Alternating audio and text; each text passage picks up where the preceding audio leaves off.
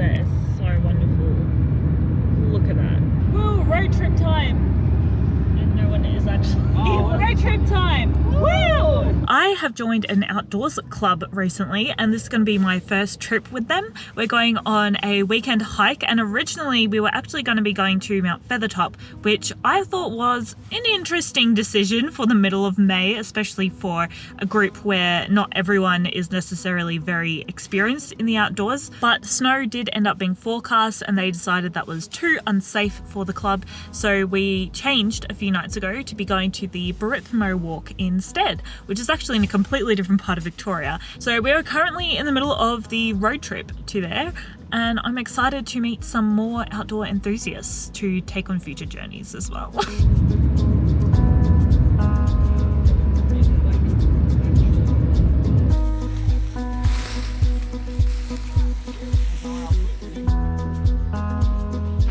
It's been a slow morning today.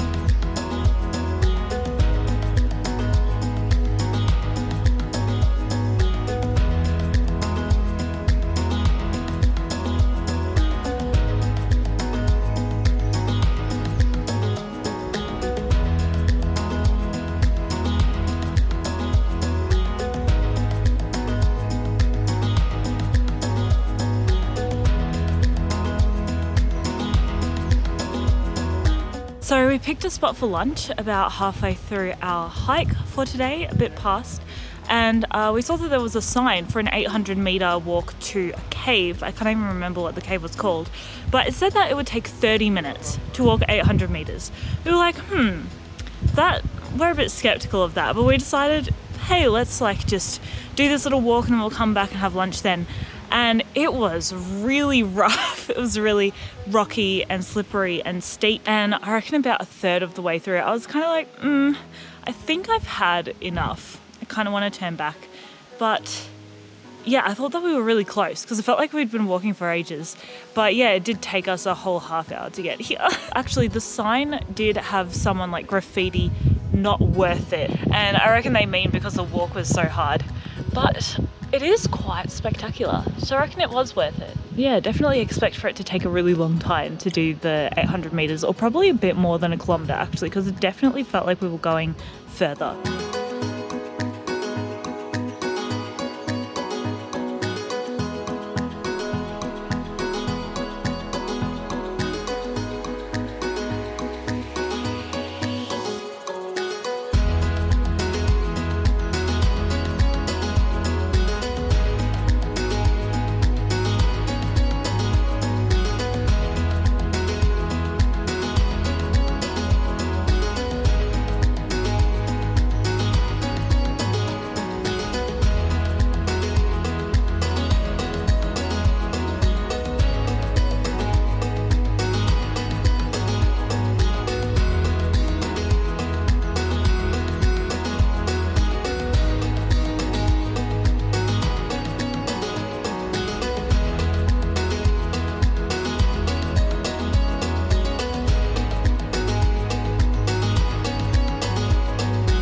So after our detour to the cave, it was a bit flat and then quite steep uphill to Mount Sugarloaf. And I swear I see something called Mount Sugarloaf in so many places. There's 10 Mount Sugarloafs in Victoria. But yeah, then we got to camp and some people in our group made a lovely little fire.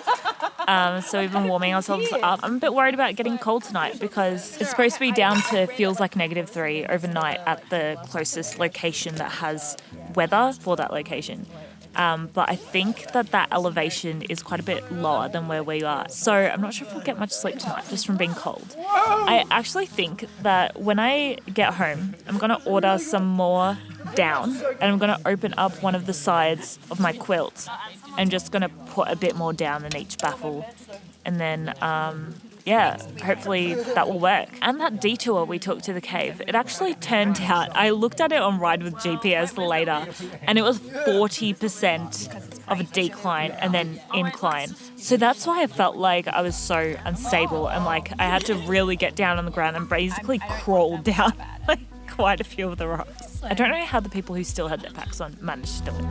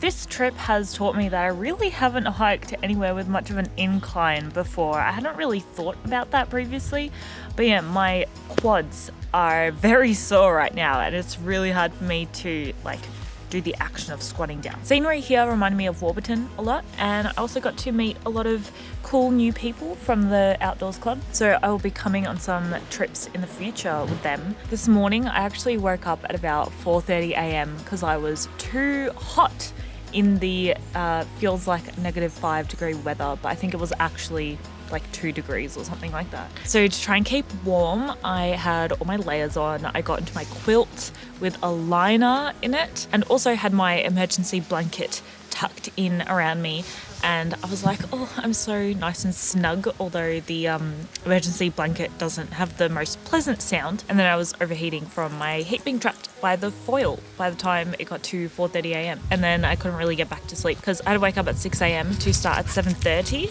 like our leader wanted us to, but then we only ended up leaving at just before 9 because this one group of people